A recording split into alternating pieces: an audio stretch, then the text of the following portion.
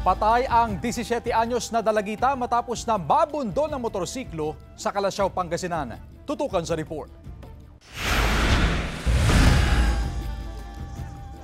Ngayong araw dapat ang recognition rights ng grade 11 student na si Tricia Claire Abilgos pero hindi na siya nakadalo.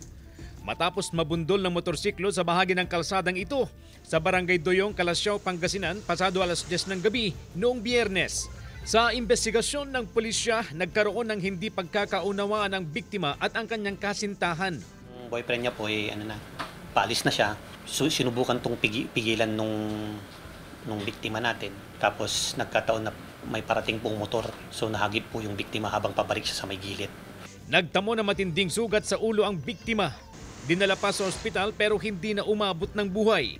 Panganay sa tatlong magkakapatid ang 17 anyos na biktima. Punong-puno ng pangarap para sa pamilya.